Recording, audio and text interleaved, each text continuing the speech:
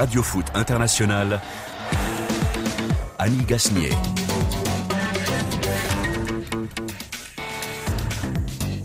Bonjour et merci de nous rejoindre dans le studio de Radio Foot International sur RFI et comme chaque jour pour vous tenir informés de cette actualité autour du ballon rond. Et pour commencer, nous parlerons des écureuils. Le Bénin, fier de ses écureuils. Les joueurs de la sélection seront en Égypte pour disputer la Coupe d'Afrique des Nations en juin prochain. 9 ans que la nation ouest-africaine rêvait d'une 4e qualification. Une aventure continentale qui survient alors que les autorités du Bénin lancent une politique ambitieuse de développement autour du sport. Et justement, nous recevons aujourd'hui dans le studio de Radio Foot International Jimmy Adjovipoko. Bonjour Jimmy. Bonjour. Ancien capitaine des Écureuils, ancien joueur du RC Lens notamment. Et puis surtout, vous êtes autour de ce projet de développement par le sport au Bénin et vous nous raconterez tout ça, j'espère. Je vous raconterai tout ça. Bon, on vous connaît aussi comme membre fondateur de Diambar au Sénégal et vous êtes aussi membre du Conseil professionnel pour l'Afrique auprès de l'Élysée. Plus d'équipe nationale au Gabon. Le ministre des Sports gabonais a dissous hier le groupe des Panthères, renvoyé le sélectionneur et lancé un chantier de DTN, de Direction Technique Nationale. C'est à l'initiative donc du gouvernement, mais quel est le rôle de la FEGAFOOT, de la Fédération gabonaise de football? La FIFA punit pourtant sévèrement l'ingérence. Lucas Hernandez, acheté à prix d'or par le Bayern de Munich pour 80 millions d'euros. Le champion du monde rejoindra d'autres internationaux français en Bavière. Pourquoi le Bayern aime-t-il recruter français? N'est-ce pas Karine Galli? Bonjour. Bonjour Annie, bonjour à tous. J'espère que vous saurez répondre à cette question. Moi, la question que je me pose, c'est pourquoi ils ne m'ont pas recruté? Je suis française et je n'ai eu aucune offre. Vous parlez allemand? C'est pas forcément un critère. critère. À peine français, donc l'allemand, je l'ai étudié à l'école, mais j'étais nulle. Ouais, c'est souvent ce que disent les gens pour pas se risquer en allemand. Franck Simon, bonjour. Guten Tag. Bonjour Annie, bonjour à tous. Moi, je répondrais Buenas tardes ou Boa tarde, mais là, je ne risquerai pas. Franck Simon, notre ami de France Football. Et puis Olivier Pron est là. Bonjour Olivier. Bonjour Annie. Bonjour à tous. Ça va bien? Ouais, pas mal. Radio Foot, c'est parti. Et là, ça finit avec bien sûr la diminution du score. Signé David Gigla. Le Bénin qui passe devant. La tête et la parade exceptionnelle et l'égalisation togolaise de Cheikh Emmanuel Adebayor. Il reste encore 20 minutes. Le centre de David qui tire la déviation de la tête. Et là, le but de la victoire. Le but de la victoire signé Steve Mounier. Et voilà, c'est terminé. C'est fait. C'est historique. C'est historique. Le Bénin qui valide sa qualification pour cette phase finale de la Coupe d'Afrique des Nations Égypte 2019 en venant à bout du Togo 2-1. Bon alors la qualification n'est à notre vue pas vraiment historique, comme le dit notre confrère de la télévision du Bénin, puisque les Béninois ont déjà disputé 3 Coupes d'Afrique des Nations. Mais bon, cette qualification était attendue depuis longtemps. La dernière participation commençait à dater de 2010 en Angola. Vous l'avez entendu donc, David Gingla et Steve Mounier ont illuminé la qualification des Écureuils dimanche dans un stade de Cotonou en ébullition. On va y venir et écouter les commentaires et réactions des joueurs. On a tout donné, on est resté solidaire. Ça fait 9 ans que le public béninois attend ça, mais on l'a fait vraiment. C'est la victoire de tout le monde, c'est la qualification de tout le monde. Pour le public béninois, le staff, les joueurs, tout ce qui nous supporte. Et voilà, je suis vraiment heureux.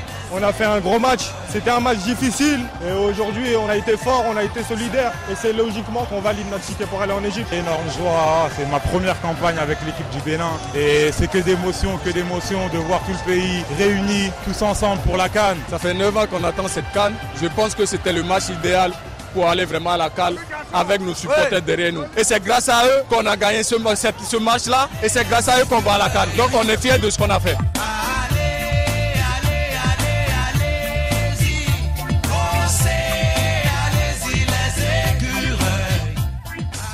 Jimmy, il y a eu une fête énorme qui s'est propagée des tribunes, d'un stade qui était bien plein, aux rues du pays.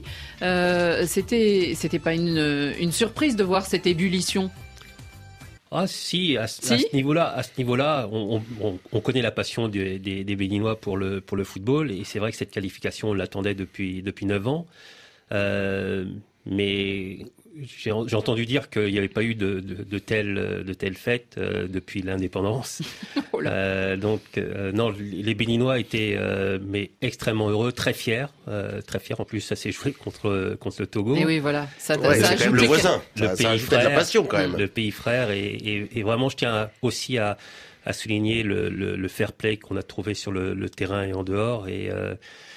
Et c'est beau de voir un match de football de cette tenue sur le terrain et en dehors. Il y avait vraiment beaucoup de respect d'un côté et de l'autre.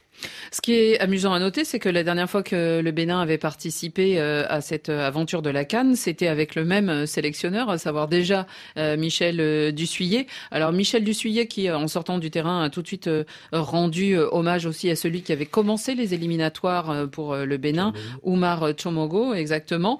C'est une équipe en plus qui devrait s'améliorer en vue de la compétition, parce qu'elle devrait intégrer les joueurs qui là ne pouvaient pas jouer ou étaient blessés. Oui, tout à fait. Bon, surtout la présence de Stéphane Sessegnon, que j'ai redécouvert. C'était pas le même Stéphane Sessegnon que j'avais pu connaître dans ces différents clubs. Le Stéphane Sessegnon que j'ai vu sur le match aller, ou le match contre l'Algérie, le match aller contre le Togo, ou le match contre l'Algérie où il a été expulsé. C'était un Stéphane Sessegnon, un vrai leader, un vrai combattant. Je l'ai vu tacler, chose que je le voyais pas faire avant. Je l'ai vu faire tout un tas de choses. C'est un vrai. Il s'est comporté en vrai capitaine. Et je pense que la qualification, même s'il n'était pas là pour ce match-là, c'est la qualification lui. Il est le buteur, me semble-t-il, sur la victoire qui qualifie, la victoire la plus importante de cette campagne, quand le Bénin bat l'Algérie 1-0. Il me semble que c'est lui qui marque le but, Stéphane Sessegnon. Non, c'est pas lui. Non, c'est pas lui. Non, c'est Dalméda. Ouais, c'est Sid Dalméda. Sur une passe de Sessegnon, alors peut-être. Voilà, sur une passe de Sessegnon, sur un geste. Parce que cette victoire-là, elle est inattendue et elle est capitale. Juste avant d'être expulsé. Ouais, tout à fait. C'est ça. Tout à fait. Mais Jimmy, qu'est-ce que ça veut dire que les joueurs, quand ils vont jouer dans les sélections africaines, même s'ils évoluent en Europe, à Paris ou en Angleterre, je pense à Emmanuel Adebayor qu'on a beaucoup vu après le match, surtout parce que c'était peut-être son dernier match. On a l'impression qu'ils se transforment, les joueurs, que le fait de porter le maillot d'une équipe nationale, disons sur un continent où c'est des fois compliqué de trouver des infrastructures au top niveau ou d'avoir une top équipe, mais on a l'impression qu'ils se transforment. Alors, certains, parce que c'est pas toujours le cas. Oui. On a vu le problème d'Aubameyang avec le Gabon. Et je tire pas sur Aubameyang, parce que en fait les conditions sont tellement compliquées que des fois c'est compliqué quand on a l'habitude d'être dans un club structuré, d'arriver dans notre pays et de devoir gérer tout un tas de problèmes. Mais c'est vrai que Stéphane a fait de ces matchs avec l'équipe nationale des objectifs, et on le sent, on le voit. Et j'espère, parce que j'en ai parlé avec lui, j'espère qu'il ira au-delà après sa carrière. Oui, c'est pas le cas de tout le monde. On sent bien que Pierre-Emerick Aubameyang, lui, n'avait pas tout à fait le même objectif avec. Oui, il y a un autre contexte, mais ça n'est pas la même implication, et ça date pas d'hier. Ça fait quand même longtemps. Et il y a souvent aussi des problèmes de joueurs, des binationaux pour qui c'est parfois très compliqué de découvrir un pays dans lequel ils ne sont pas nés. Ils en ont la nationalité, et c'est difficile, même avec la bonne volonté de chacun, de pouvoir porter fièrement ce maillot, parce qu'ils sont pas toujours acceptés. Il y a des tas de choses à savoir et de codes à avoir. Ouais, de contexte, effectivement. Franck, assez humblement, Michel Dussuyer, en sortant du match, a dit on peut jouer les gros, c'est vrai, mais ne nous demandez pas de gagner la CAN. Il veut éviter la pression d'entrée, mais c'est vrai que c'est une équipe qui peut-être doit encore s'organiser, encore s'affirmer pour compter. C'est une équipe qui n'a pas non plus un grand vécu encore en phase finale de Coupe d'Afrique des Nations. Ils vont participer à leur quatrième compétition. Il y a aussi des garçons qui n'ont pas forcément beaucoup de vécu en équipe nationale. Ils ont besoin en fait de s'étalonner à travers cette compétition. Première phase finale à 24, c'est pas simple.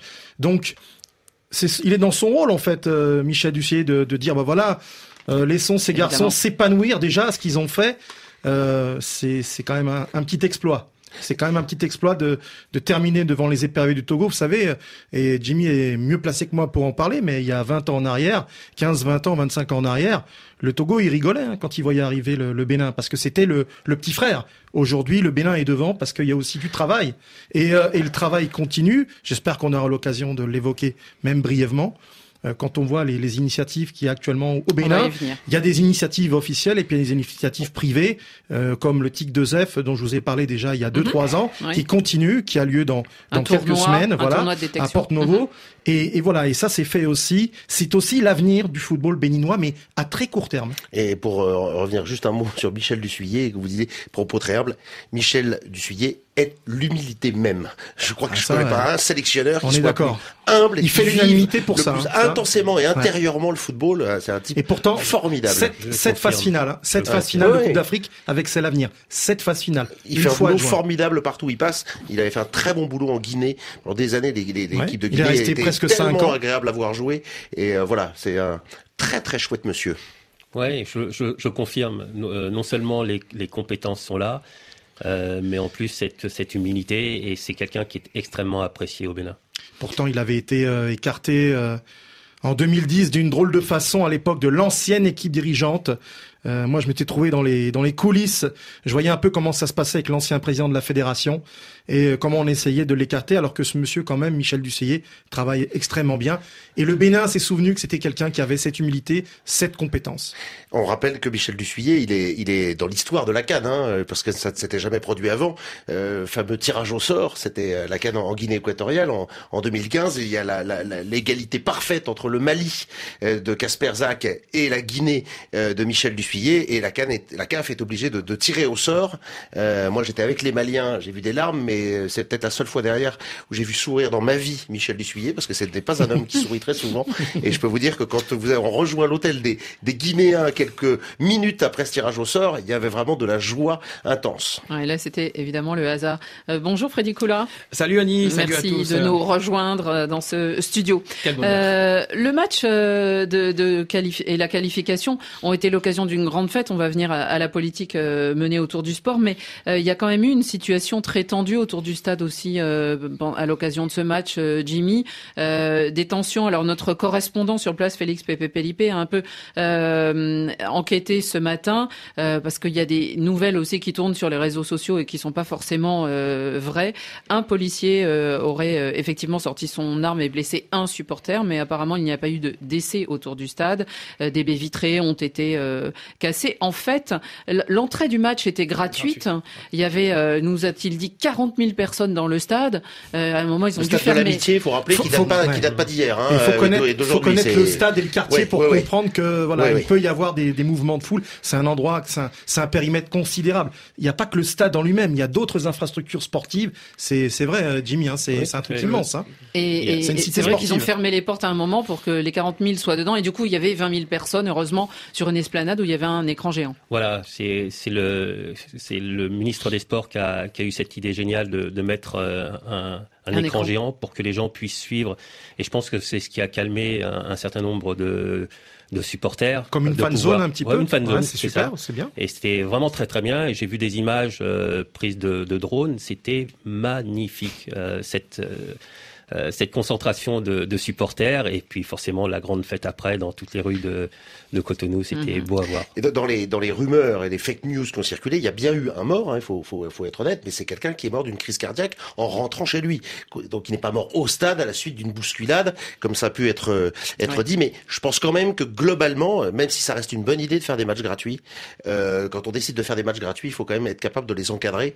Moi j'ai vécu une finale de foot au jeu de la francophonie à Abidjan qui a failli très très mal tourner. fermées parce que c'était gratuit et que on a laissé les gens s'agglutiner autour des grilles. Et donc, dans ces cas-là, il peut y avoir un mouvement de foule sans méchanceté particulière, mais qui peut être dévastateur. On n'était pas passé loin vraiment de la catastrophe. Et l'Afrique, sur le continent, on en a eu quelques-uns. Donc, grande prudence avec ces matchs gratuits et ces affluences. Il y a des moyens de faire les choses et je pense qu'on va apprendre justement de nos erreurs. Mais il y a des moyens en donnant des tickets gratuits et en donnant accès qu'aux gens qui détiennent un ticket. Et puis périmètre, même un périmètre. Et je pense qu'on va apprendre de ça et je suis heureux de voir que ça se termine quand même plutôt bien. Alors justement, Jimmy, on a vu que certaines nations avaient réussi à se qualifier à cette Coupe d'Afrique des Nations parce qu'il y a aussi un travail en amont qui peut être fait ou par les fédérations ou par les dirigeants, et je pense à la Mauritanie. On viendra tout à l'heure, Freddy, n'est-ce pas, à l'exemple du Gabon qui est l'excès inverse. Au Bénin, alors, c'est pas vraiment en parallèle de la qualification, mais il y a quand même un travail de base qui commence à être fait, et on veut utiliser finalement le sport, et alors ici on parle de football, comme un moteur pour l'éducation et pour aussi l'intégration sociale. Oui, tout à fait, et comme levier de développement aussi économique, parce que en fait les dirigeants, enfin le président Talon et le ministre Omeki ont compris tous les enjeux qu'il y avait derrière le sport et le football en particulier, qui est le moteur, que ce soit en termes d'éducation, en termes de mobilisation de la jeunesse, que ce soit en termes de développement économique. On a vu la passion que peuvent avoir les Béninois pour ce sport. On a été reçus après par le président chez lui. Sa femme, la première dame, n'en revenait pas de ce qu'on avait vécu dans les rues de Cotonou après le match. Donc, effectivement, ils ont décidé, et je pense que c'est vraiment une excellente idée, de faire du football, enfin de faire du sport, un vrai levier de développement économique. Donc Alors, sous quelle forme on installe il y a plusieurs choses. Il y a plusieurs choses. La première, c'est la création de centres de formation. Donc, il va y avoir 12 centres de formation pluridisciplinaires qui vont être développés dans chacun des départements. Tout ça en parallèle de projets privés dont Franck parlait tout à l'heure. La deuxième, ça va être le football scolaire. Le sport scolaire, pardon. Et ça, c'est vraiment, je pense, une excellente idée. On appelle le sport-études en France ? Le sport dans les écoles. Le sport dans les écoles. Et sport de base, ouais. Voilà, et c'est ce qu'on avait avant, qu'on avait perdu sur le continent africain. Donc, avant, la quasi-totalité de nos sportifs sortaient de ce qu'on appelle l'UASU, voilà, le sport scolaire. L'ASU ou l'UNSS, en France. Et on a vu qu'au niveau de la FIFA, la signature d'un partenariat avec le programme alimentaire mondial et l'UNESCO pour accompagner le football dans les écoles. Donc, on sent qu'au niveau mondial, il y a une vraie prise de conscience de l'importance du sport à l'école. Donc, le troisième axe, ça va être le développement des associations sportives communales.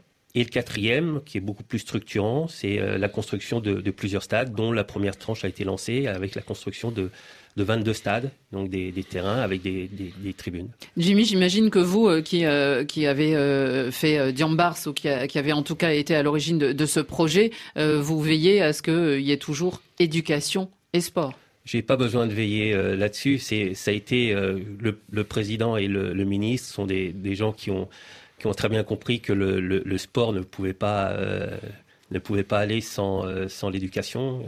C'est vrai que un sportif qui n'est pas instruit, qui n'est pas éduqué, a beaucoup moins de chances de réussir sa vie de sportif et son après vie de sportif. Et ceux qui ne deviennent pas qui ne deviennent jamais sportifs professionnels. Voilà. Et il y a énormément, et c'est là je pense tout le génie aussi des dirigeants, c'est qu'il y a une filière sport à développer de manière à développer une véritable économie du sport. Et je connais un petit peu le continent, il n'y a pas beaucoup de pays qui ont cette vision. Est-ce que vous allez vous occuper de très près de ce projet ? Je me suis engagé auprès du président et auprès du ministre en disant c'est vrai que j'ai une expérience, une expertise avec ce qu'on a fait au Sénégal. Et c'est vrai que ça me manque ça m'a manqué de faire des choses avec mon pays. Donc de pouvoir aider au développement de son pays, c'est vraiment la plus belle des choses. Dans les 22 stades dont vous parlez, il y a le stade de l'Amitié fait partie des stades qui peuvent être rénovés. Alors le stade de l'Amitié, ils ont lancé la rénovation. Mais il y a 22 stades qui sont de petite taille, j'imagine. Oui, avec, je crois, ça doit être aux alentours de 1000 ou 1500 places. Mais après, c'est une possibilité. Vous savez, un stade, pour moi, c'est un lieu de convergence de plusieurs mondes. Le monde sportif, mais aussi ça peut être la convergence du monde culturel, du monde économique. Et si on arrive justement, et les Allemands ont très bien compris ça. Donc, c'est s'appuyer sur ce qui peut réussir ailleurs. À Lyon, on a très bien compris ça. Le Paris Saint-Germain commence aussi. Il y a tout un tas de stades qui peuvent servir à autre chose. Voilà. Et c'est le modèle allemand. Ce sont les Allemands, je crois, qui ont été les premiers. Oui, c'est ça. Tout à fait, ce sont les Allemands. Et je pense qu'il faut effectivement copier sur ce qui se fait de bien. Parce que Lyon, pour l'instant, ça peine à décoller. Il aimerait bien, Jean-Michel Aulas, il l'a construit comme ça, mais on peut pas dire que ce soit vraiment un lieu de vie. Je crois qu'il y a pas mal de concerts. Oui, mais il y a des concerts, mais lieu de vie, c'est en dehors des concerts ou des matchs de foot. C'est un lieu de vie avec des magasins et des choses comme ça. On peut pas dire que le stade de Dessines respire pour l'instant le lieu de rendez-vous qu'il est censé être. Même si c'est pas forcément un lieu de vie, ça peut être encore une fois, on peut y faire un lieu culturel, un lieu d'échange. On peut y mettre comment on appelle ça, des structures entrepreneuriales. Des entrepreneurs qui viennent, qui travaillent ensemble. Il y a tout un tas de projets qu'on peut développer autour d'un stade et qui en feront un lieu de rencontre, même si c'est pas forcément un lieu de vie, mais un lieu de rencontre, un lieu de partage, un lieu et aussi un lieu de vie.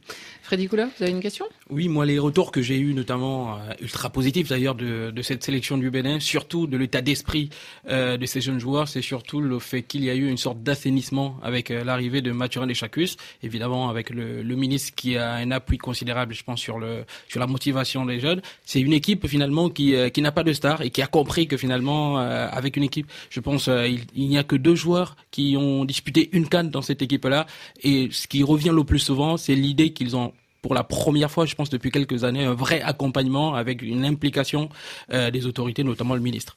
Tout à fait. Et au-delà de ça, ce qu'a réussi à créer, et ça, je le lui ai dit, quand on le voit de l'extérieur et qu'on a un peu joué au haut niveau, c'était un petit peu mon cas, on sent qu'il a créé un véritable état d'esprit. On sent en fait une équipe, un groupe, et ça c'est à mon avis la base pour commencer à construire quelque chose. Et les gens le sentent, le voient, et du coup accompagnent ce projet que les nouveaux dirigeants ont mis en place. Le championnat fonctionne bien.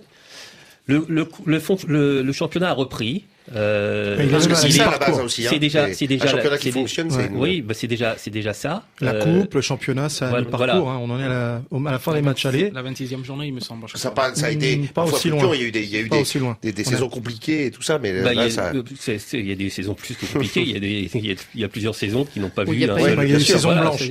Et ça c'est grave pour un pays parce qu'on peut pas. Parce que j'en parlais avec le président de la République. Il y a un vrai travail de fond à faire pour pouvoir arriver demain à ce que des matchs comme on a vu ne soient pas des matchs où on ne voit que ce résultat. Ce qu'il faut, c'est que chaque match qui sera joué par l'équipe nationale puisse être qu'on puisse trouver la même passion à chaque match et qu'on soit pas à faire le yo-yo entre des réussites, des échecs, des réussites, des échecs comme on a vu ces dernières années. Il faut travailler de fond pour qu'on puisse se qualifier à toutes les compétitions internationales. Une continuité, tout à fait. Franck ? Ce que je vous disais tout à l'heure sur le tournoi des jeunes, des moins de 17 ans, le TIC de ZEF qui a lieu à Cotonou et à Porto-Novo cette année encore, c'est pas un hasard. C'est-à-dire que moi, la première fois que je suis allé au Bénin, il y a 2 ans maintenant, il n'y avait pas de championnat, il n'y avait rien. Et la seule possibilité pour le public, c'était d'aller en fait au stade de l'Amitié voir des jeunes joueurs béninois, mais aussi togolais, nigérians, etc., qui étaient présents à l'occasion de ce tournoi. Il y avait une vraie frustration. C'est pour ça qu'aujourd'hui, quand on a le témoignage de Jimmy qui nous parle de ces stades, de cette fête autour de ce match contre le grand frère togolais, et tout ce qu'il a pu représenter, c'est cet enjeu considérable. On n'a pas à être surpris. C'est vraiment, voilà, c'était la convergence de tous les supporters, cette envie de se dire, bah voilà, notre football est né de nouveau. On a notre équipe nationale et on a aussi notre championnat qui est de nouveau en route. La Coupe nationale, il y a eu un tour il y a quelques jours en arrière. Tout va bien, que ce soit à Porto-Novo, que ce soit à Cotonou ou dans les provinces. Les buffles de Paracou. Les buffles, ils sont en tête du championnat. Et on a toujours des clubs traditionnels comme les Dragons de Lomé, même s'ils ont été éliminés de la Coupe il y a quelques jours. Mais c'est les requins, etc. Et ça reste un football dynamique, un football qui s'appuie sur... Mais fragile, parce qu'on avait eu des belles années. 2004, première qualification, il y a eu 2008, 2010, il y a eu 3 qualifications en quelques années, et puis boum, on l'a vu qu'il y a eu des années très compliquées derrière. C'est pour ça qu'il est pas important de travailler, d'avoir un travail de fond au niveau de la formation, de la préformation, la formation des cadres, de manière justement à ce que... Et j'ai trouvé des éducateurs qui sont en demande en demande justement de formation pour pouvoir apporter à ces jeunes tout ce dont ils ont besoin pour arriver au plus haut niveau. Merci beaucoup alors Jimmy pour ces enseignements sur le Bénin. Oui. Je voulais juste fermer la parenthèse pour rebondir sur le dernier propos de Jimmy. Il y a une académie qui s'appelle l'Académie Poté. L'académie de Michael Poté. Ça veut dire que les joueurs eux-mêmes, les internationaux, ceux qui sont en Europe et ailleurs, ils ont compris tout l'intérêt aussi de travailler, comme le fait Jimmy aujourd'hui en retournant au pays, travailler auprès de la jeunesse locale. Vous avez compris qu'il y avait beaucoup d'amoureux du Bénin autour de votre table. J'ai compris. Il y a des connaisseurs. Mais de toute façon, Jimmy peut revenir quand il veut pour nous raconter la suite de ce projet. Jimmy, on vous suivra. Il faut aller au Bénin. C'est un pays charmant, accueillant, bien sympathique à découvrir. Voir. On ira voir sur place. On salue nos amis au Bénin. Nos amis de Grand Popo notamment. On pourra aller voir sur place ce qui se passe dans ces installations et autour de ces infrastructures. Mais on reste en Afrique et vous restez avec nous, Jimmy. On va se transposer dans un pays qui est pas voisin, mais qui n'est pas très loin. C'est le Gabon, le pays des Panthères, éliminé après leur match nul face à Bujumbura. Les mesures ou les conséquences ne se sont pas faites vraiment attendre. Des mesures d'ailleurs, c'est peut-être surprenant, édictées non pas par la fédération, le FEGAFOOT, mais par le ministre des Sports. Et justement, on va l'entendre, Alain-Claude Billy Binze. Il est au micro de notre correspondant à Libreville, Fritz Koum. Le nouveau sélectionneur national devra être connu dans les 60 jours maximum. Deuxièmement, mettre en place une véritable direction technique nationale qui aura pour mission de poser les bases d'une réorganisation du football dans tous ses segments. Là aussi, bien entendu, avec la Fédération gabonaise de football, travailler à la détection, la formation, l'encadrement. En troisième lieu, l'équipe nationale des Panthères A, dans sa formation actuelle, est dissoute. Nous allons rebâtir l'équipe nationale sur de nouvelles bases en mettant de côté tous ceux qui se sont caractérisés par un manque d'envie, un manque de patriotisme et qui ont plus mis en avant les ressources financières à gagner en oubliant la nation et l'esprit d'équipe. C'est le grand coup de balai, là. Daniel Cousin n'est plus sélectionneur, mais on s'en doutait un peu parce que sa mission était de qualifier l'équipe. Son contrat, en tout cas, disait cela. Mais surtout, et j'aimerais bien avoir votre éclairage, Freddy Koula, qu'est-ce que ça signifie que l'équipe nationale A est dissoute? Non, il faut... Ça veut dire on enlève tout, on enlève tout le monde? Non, il faut lire toute la phrase pour comprendre. Parce que moi, j'ai vu... Ça veut pas plus dire grand-chose, Freddy. Je suis désolé. On a tout entendu, là. Dans sa structure actuelle, expliquez-nous, parce que c'est vraiment du langage de ministre. Peut-être de diplomate aussi, en gros, je pense que il y a un côté effet d'annonce, il y a surtout il y a le côté linéaire de la phrase, il faut la comprendre entièrement parce qu'en fait c'est un gros bordel l'équipe nationale et l'organisation. Le football gabonais est un gros bordel. Ça c'est en partie, c'est-à-dire que les mots du football gabonais se reflètent en équipe nationale et évidemment le symptôme premier du mal du football gabonais, c'est la représentativité. On a l'impression que depuis 2012 quand vous aviez organisé la CAN, il y a eu un pic et puis que depuis c'est retombé. En 2012, il y a eu énormément d'argent qui a été injecté dans le football, avec notamment Ali Bongo qui lui avait pensé qu'il fallait mettre plus d'argent professionnalisé, et malheureusement cet argent-là a attiré des gens qui ne sont pas naturellement issus du milieu du foot et peut-être qui ne sont pas compétents. Et cette incompétence-là, c'est reflété en équipe nationale où il y a une structuration. Quand il parle de structuration, c'est la hiérarchie de l'équipe nationale, en partant de l'intendant, du chargé de la sécurité qui lui aidait le sélectionneur Camacho quand il était là. Ce n'était pas Camacho qui faisait les listes, c'était l'intendant et le chargé de la sécurité qui l'aidait à faire les listes parce que Camacho ne connaissait pas les footballeurs. Donc la structuration, je pense que c'est aussi le côté donc ça veut dire qu'il faut revoir aussi le choix des sélectionneurs. Revoir l'administration de l'équipe nationale, évidemment, en partant du sélectionneur jusqu'à l'intendant, en passant par évidemment s'il pouvait dégommer le président de la Fédé, il l'aurait fait, mais il ne peut pas le faire parce qu'évidemment la FIFA n'accepterait pas. Mais comme le dit Adjovi là, Monsieur Adjovi, l'idée c'est vraiment de restructurer et de partir d'un fondement qui soit beaucoup plus correct et structuré parce que ces derniers temps il n'y avait pas de politique publique linéaire et claire et on naviguait dans le vide entre guillemets. Et là au moins le ministre qui fait face à l'empathie, évidemment le côté terne du président de la Fédé essaie de prendre les devants. Franck, malgré tout, la FIFA elle aime pas beaucoup que ce soit le ministre des Sports qui donne des ordres comme ça à la fédération. Non seulement elle n'aime pas, la Sierra Leone en sait quelque chose. C'est interdit l'ingérence. Donc, il n'y a pas beaucoup d'ingérence. Ce sont des politiques publiques qui ont été annoncées. Mais il a évidemment. annoncé. Quand il dissout la structure de l'équipe nationale, c'est une ingérence. Mais parce que justement, ce que vous deviez comprendre, c'est que quand on compare, Franck, il va le lire certains pays, ce sont généralement les ministères qui paient. Malheureusement, qui sont les payeurs. C'est l'État qui donne l'argent, qui finance les équipes nationales. Qui norme en général et qui, voilà. Donc, non, Freddy a raison, voilà. C'est l'État qui met la main à la poche pour financer. Il n'y a pas beaucoup de fédérations qui aujourd'hui ont les moyens. Regardez ce qui s'est passé avec la Côte d'Ivoire il y a encore quelques jours en arrière pour le match des U23.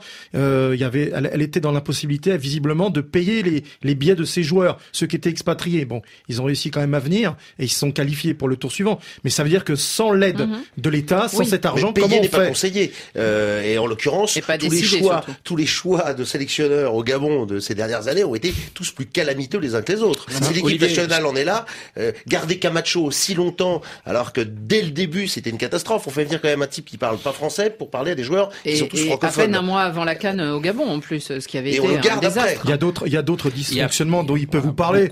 Quand Freddy, je sais pas si vous vous souvenez, mais quand l'équipe était engagée en éliminatoire du CHAN, on a tout simplement annulé leur participation. La ministre a dit au jeu de la francophonie, le Gabon était annoncé sur les, il y avait même des start lists jusqu'à la veille de leur premier match.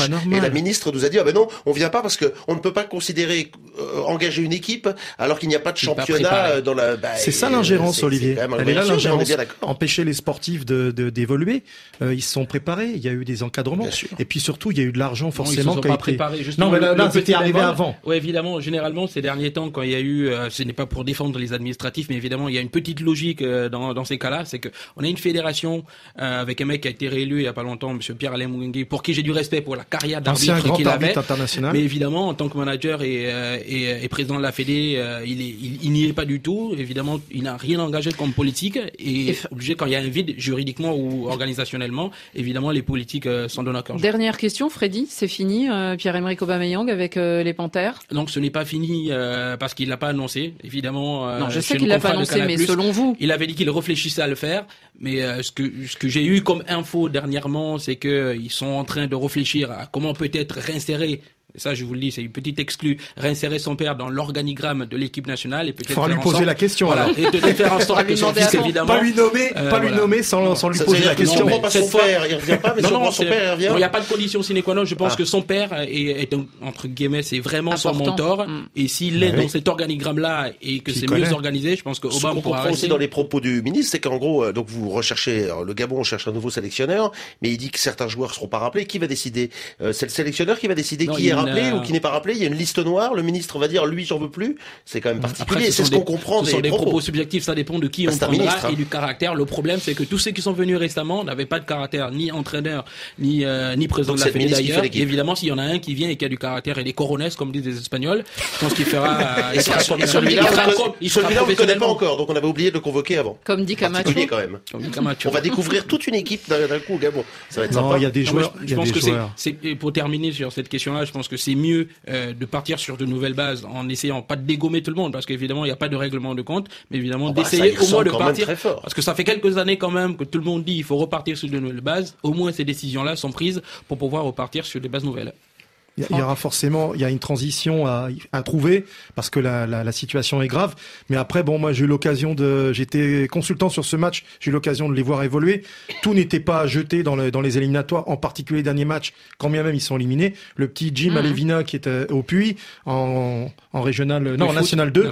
Bah voilà, lui par exemple, je pense que c'est un garçon qu'il faut garder parce que il était totalement décomplexé, il avait envie de mouiller le maillot. Ça va dépendre sur quelle liste il est. Non, je pense qu'il n'y aura pas de joueurs blacklistés. Je pense c'est plus dans l'organisation et surtout le. Ça arrivait plein de fois en Afrique, Freddy. On est d'accord. Ça arrivait plein de fois. On décide de c'était quoi le terme exact de dissoudre.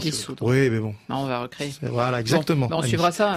Le Gabon, n'est-ce pas, Freddy Koula. Allez, direction l'Allemagne. Et cette fois-ci, plus personne ne parle, sauf Karine Galli.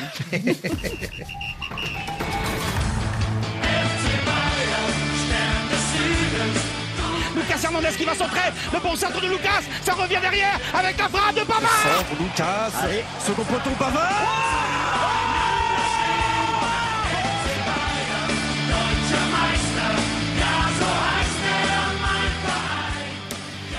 Lucas Hernandez, notre champion du monde hispanophone, et va rejoindre son copain Benjamin Pavard en Bavière, le défenseur latéral. Alors auteur, vous l'avez entendu, de la passe décisive sur le fameux et inoubliable but de Pavard, n'est-ce pas Karine, C'était contre l'Argentine en Coupe du Monde. Il portera les couleurs du Bayern Munich la saison prochaine. Mais pour l'acheter et confirmer les rumeurs, le Bayern a déboursé 80 millions d'euros. Ça devient le latéral, ou le défenseur, du moins, international le plus cher du monde, le deuxième, derrière Van Dijk. Lui coûte 80 millions d'euros. Van Dijk avait coûté 85 millions d'euros à Liverpool. Est-ce qu'il vaut une telle somme, selon vous, Lucas Hernandez ?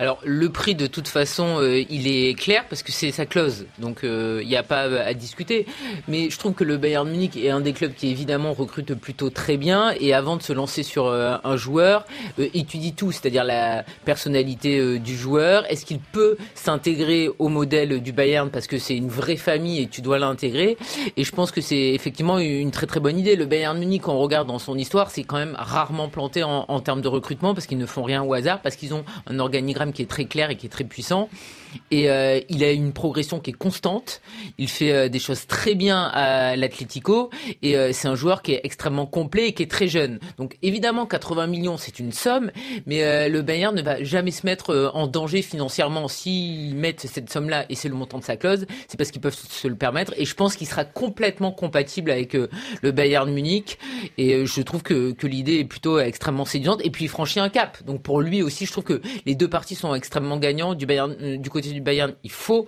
régénérer l'équipe, et du côté de Lucas Hernandez, tu passes d'un club qui est évidemment important sur la scène européenne, mais là tu franchis un cap, c'est le gratin. C'est d'ores et déjà le mercato le plus dépensier du Bayern, avec deux joueurs, Pavard 35 millions et Hernandez 80 millions.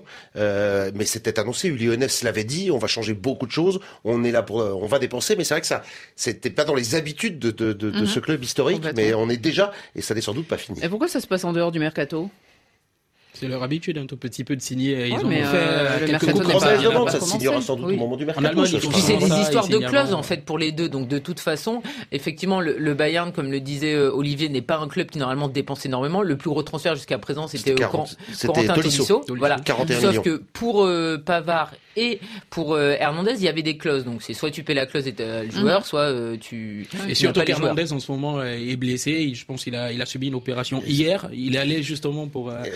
Ce qui est étonnant, juste un chiffre important quand même, qui est pas anodin, c'est 17 millions d'euros le salaire. Il devient le plus gros salaire du Bayern, à égalité avec Lewandowski. Là aussi, ça peut interpeller dans un vestiaire comme le Bayern. Ça, c'est très surprenant. 17 millions d'euros à 23 ans, quand on débarque au Bayern où il y a quand même quelques stars, c'est pareil. Il a un statut de champion du monde. En tout cas, écoutons justement l'entraîneur Niko Kovac, parce que lui, il est très content, mais de ce renfort futur. Apparemment, il a été opéré des ligaments du genou droit, et donc il ne rejouera pas. Il rejouera finalement un jour au Bayern. Ja, wir sind erst einmal froh, Nous sommes très heureux d'avoir pu engager Lucas. C'est un joueur qui a décroché le titre mondial. Il est jeune, il peut jouer à différents postes et apporter une bonne mentalité sur le terrain. Son opération s'est bien déroulée. C'est une blessure sérieuse, mais il est suivi ici par le médecin du Bayern et il va pouvoir poursuivre sa convalescence à Munich. Poursuivre sa convalescence, on verra donc ça. Mais en attendant, Franck, c'est pas un risque d'acheter un joueur blessé pour cette somme-là? Non, mais connaissant le Bayern et le système médical, le suivi de ce type de joueur, non, ils ont pris leur renseignements. Ils ont même annoncé que le garçon serait de retour pour la première journée de Bundesliga fin août, je crois. Ils avaient déjà fait pareil avec annoncé pour le début de la Bundesliga. Voilà, il y a une traçabilité, entre guillemets, il y a la traçabilité, quoi. Non, ils ont fait attention.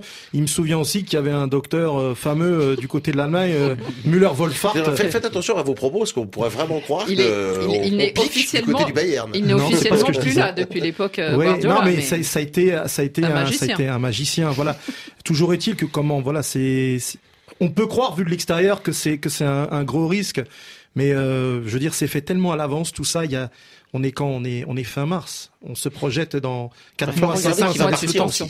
Parce que il va y avoir beaucoup de départs. Peut-être par rapport à l'âge de Hummels, c'est s'ils mettent autant d'argent, bien plus qu'ils ont nommé les années précédentes, ça veut dire qu'ils ont identifié le besoin, et je pense qu'ils en ont besoin là. Il va surtout jouer dans l'axe central. C'est ça qui est amusant, c'est que il a fait une grande Coupe du Monde arrière gauche, et là on le recrute en tant que défenseur central. Karine, ce joueur, il est polyvalent, disait Niko Kovac, qui donc sera là ou pas à la rentrée. Ça, c'est un vrai doute, vous voyez, pour le coup. On n'a pas vraiment de doute sur le niveau de Lucas Hernandez, on a un vrai doute sur l'identité de l'entraîneur à la rentrée. C'est quand même un joueur, vous dites il franchit un cap et il va progresser, mais surtout, il est très estampillé Atlético. C'est vraiment le style de jeu Diego Simeone. On l'a vu sur un terrain, il a cette hargne de l'Atlético. C'est exactement le type de joueur que tout le monde voudrait. C'est-à-dire qu'à la fois, il est extrêmement offensif parce qu'il prend son couloir, mais à la fois, c'est un joueur qui ne renonce jamais, qui a un caractère, et il est extrêmement complet en plus. Donc, que ça soit pour le Bayern ou pour l'Atlético, évidemment, il est compatible avec les deux clubs. Et au Bayern Munich, si par hasard il avait une adaptation qui était un petit peu compliquée, etc., il serait très bien couvé parce que le Bayern Munich ne lâche jamais ses joueurs. Il y a des joueurs qui sont arrivés et qui ont mis du temps à s'intégrer, mais c'est une vraie maison, c'est une vraie famille. Et en plus, quand tu mises sur un joueur, tu le lâches pas rapidement. Donc, je trouve qu'il est complètement compatible avec le Bayern, comme il était compatible avec l'Atlético, mais il a tout. Il a la qualité technique, il a le coffre, il fait des efforts, il se bat. Tactique. Il a une intelligence tactique, donc évidemment pour le Bayern Munich, c'est un renfort extraordinaire. Jimmy ? Oui, c'est vraiment le défenseur moderne, celui que n'importe quelle grande équipe voudra avoir, c'est-à-dire que dans sa fonction première de défenseur, ses qualités de niaque qu'on retrouve à l'Atlético Madrid. Il est dur sur l'homme. Il est dur sur l'homme, mais quand il a le ballon, c'est ce que je disais. Comme Jimmy à son époque.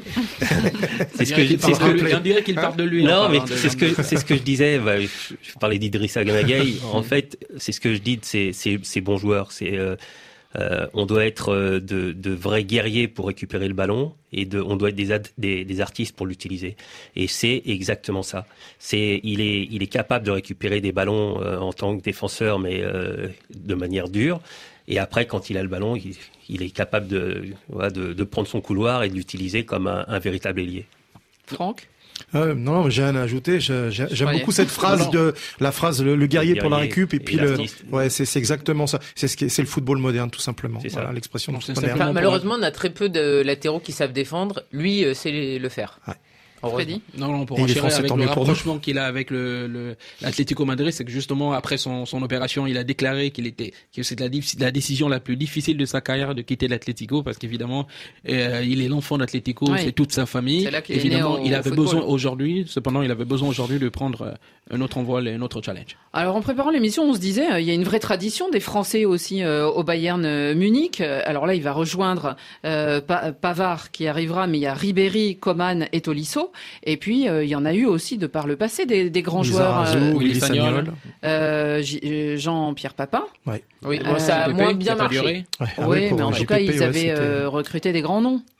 Oui, non, JPP c'est un peu le seul finalement dans cette liste qui s'est pas imposé, qui a eu notamment beaucoup de blessures à l'époque, alors que tous les autres que vous avez cités, c'est soit des réussites, soit on peut espérer que ça le devienne, parce que Coman a quand même été beaucoup blessé, donc on peut pas parler de totale réussite, mais c'est pas non plus un échec. Mais c'est souvent ceux qui ont réussi, c'est plutôt je parle pas de Ribéry, mais c'est plutôt des défenseurs. Des latéraux. Ah oui, les latéraux. Des latéraux, pour le coup, Willy et Vicente Lizarazu fait partie de l'équipe type de l'histoire du Bayern. Ah oui, c'est des héros là-bas. Et pourquoi le choix souvent sur des Français ? Est-ce qu'il y a un lien particulier entre le Bayern et le football français ou... Il faut croire qu'ils ont l'œil depuis bien longtemps sur le football français.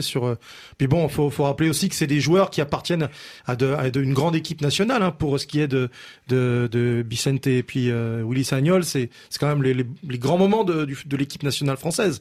Donc fatalement, on s'intéresse à eux. Et puis ils correspondaient, c'est ce que disait aussi un petit peu Karine, ils correspondent aussi entre guillemets à un idéal, à un style.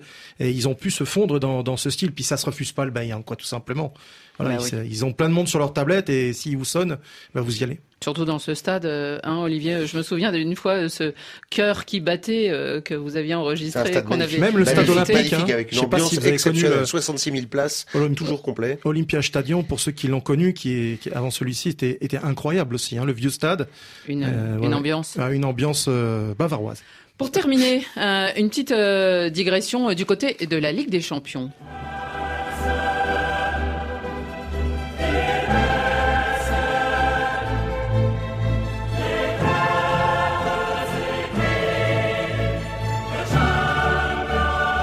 Cette petite musique qui charme tellement l'oreille des joueurs de football qui rêvent tellement de la jouer, peut-être qu'à partir de 2024, Olivier, on l'entendra, elle sera peut-être moins charmeuse. 14 fois au lieu de 6 fois, puisque c'est vraiment ça le truc.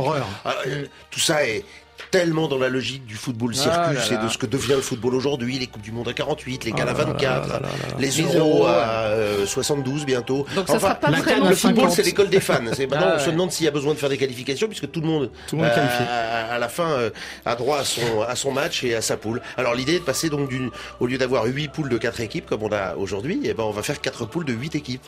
Et ça va nous faire une phase de poule, au lieu d'y avoir 6 journées, on en aura 14. Ça va être génial. Et alors vous savez quoi, Bonjour l'ennui. Ce qui est vraiment super sympa, et ce que plein de championnats comme la Liga ou la Première Ligue adorent évidemment, c'est qu'on va jouer le week-end. Eh oui, évidemment. Et où se jouera la finale? De leurs propres mots, à l'ECA, l'association des clubs européens, au moins ils se cachent pas sur le côté pognon, plus de pépettes et tout ira mieux.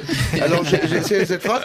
La finale pourrait se jouer hors d'Europe en fonction des offres jugées les plus intéressantes. C'est clair. Donc ça sera à Doha, ça sera à Pékin, ça sera en Arabie Saoudite, c'était la finale de la Coupe d'Italie, si je me trompe pas. Oui. Et maintenant, l'UEFA a l'air d'y aller, parce que Seferin, président de l'UEFA, était présent à Amsterdam à cette réunion en début de semaine. Donc, au début, ils étaient un peu en guéguerre. Maintenant, ils ont l'air de se rapprocher.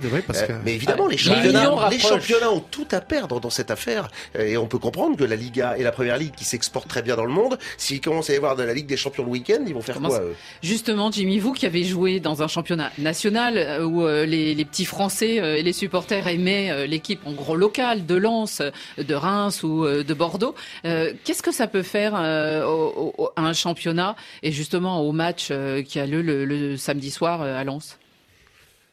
Je pense que ça peut faire beaucoup de mal. Et je crois que c'est dommage pour notre football de privilégier à ce point. Je peux comprendre le besoin de faire de l'argent, mais à un moment il faut pas que ça. Et là, je pense qu'on est en train de dépasser les bornes et le risque, c'est qu'à un moment les gens s'en détournent. Ah oui, mais on nous dit que de toute façon, même s'il y a personne dans le stade, les Chinois regardent le match, les Américains ou les Mexicains aussi, c'est pas grave. Ouais, je suis pas certain que si à un moment, parce que pour pouvoir réussir le plus haut niveau, on est obligé de passer par le football de base. Et le football de base, s'il n'est pas regardé, s'il n'est pas suivi, à un moment, le football de haut niveau n'arrivera plus. Franck ? La désaffection dans certains championnats nationaux, en particulier en Afrique, existe déjà à cause de ces compétitions européennes. Les gens préfèrent aller au pub, regarder un match de Ligue des Champions plutôt que le Classico. Il y a aussi la réforme du mondial des clubs. Oh là là. Mais on a que des matchs qui n'ont aucun intérêt parce qu'il n'y a pas d'adversité. Moi, je comprends même pas qu'il y ait des gens qui soient pas obligés. et qui regarde Moldavie-France ou France-Islande. Ça me dépasse. Merci beaucoup, Jimmy Adjomi-Voko, d'être venu aujourd'hui dans Radio Foot International. Vous revenez quand vous voulez. Merci à David Finzel, Pierre Guérin et Laurent Salerno. À demain pour le Café des Sports.